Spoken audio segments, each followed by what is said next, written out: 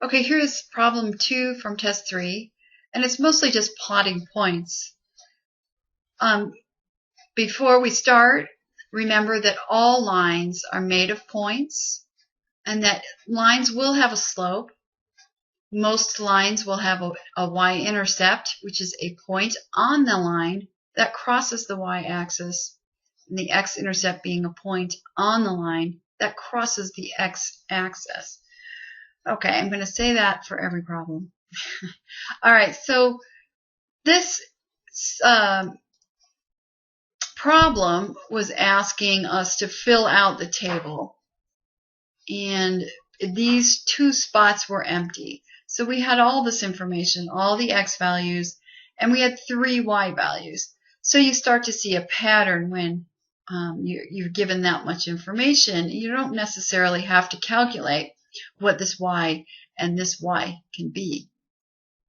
So for this given x, we have negative 14, and that gives us a negative 16. Here we have negative 2, which gives us a negative 8. And the reason I'm saying it that way is because these are input values. These are labeled as x as input values, y are output values. So for any value you put in, according to a linear equation, it will make a y value. We're not given the linear equation, but that's okay. We're given enough information to finish the pattern. And most people saw the pattern on this one. So we had a negative 2 and a negative 8, so we can assume the positive 2 would be the positive 8. Since we have negative 4 and negative 16, this becomes a positive 16. And this is laid out a little differently. When they're listed horizontally, conventionally, the x will be on top. Okay, so when you plot points, points are made of 2 coordinates. So when we find a negative 4 on our graph, that's only part of the way along to our point. These tick marks are labeled as 2, 4, 6, and this is the negative direction. 2, 4, 6, 8, this is the positive direction, and this is the positive direction, and this is the negative direction. So negative 4, we start in the middle, and we go 2, 4, and then the y is a negative 16, so we go down negative 16, 2, 4, 6, 8, 10, 12, 14, 16, and there is our point that is built of both an x and a y coordinate. The next point is negative 2, negative 8, so we start in the middle, negative 2, and then 2, 4, 6, negative 8, and there is our point. Point 0, 0 is right in the middle, so that's a nice easy point. This x and this y, positive 2 and positive 8. So we start in the middle, we go positive 2, and then positive 8, 2, 4, 6, 8 to get to that point.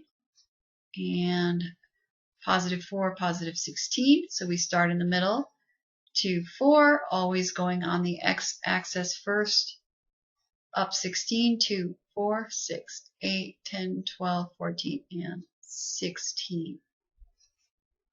And that gives us a line. Let's see, can't draw it that well with a mouse, but we'll try. So there's several things you can find always when you have a line. A line is made of points. A line has a slope. And remember how we can find a slope when we are given a picture or given a line. We can go from point to point in a triangular fashion. So we would move from this point down 1, 2, 3, 4, and then to the left 1, and that gets us back to the line, forming a triangle with the line itself as the hypotenuse. So we went down 4 and to the left 1, that's negative 1. So that gives us a rise over run, as I've gone over before. But I want you to see how this relates to every line and every graph that I can. Negative 4 over negative 1, which reduces to 4, a positive 4, because a negative over negative is a positive. And you can continue to do this with every point on the line. 1, 2, let's do 1, 2, 3, 4, and then over -1, and you're on a point again on the line. And you do it again, 1, 2, 3, 4, and you get to another point on the line. And that's how the slope works.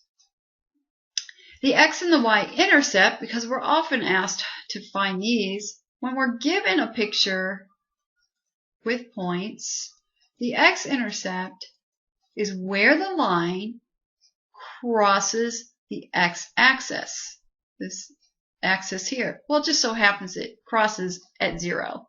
And this point right here tells us where y equals 0, x equals 0.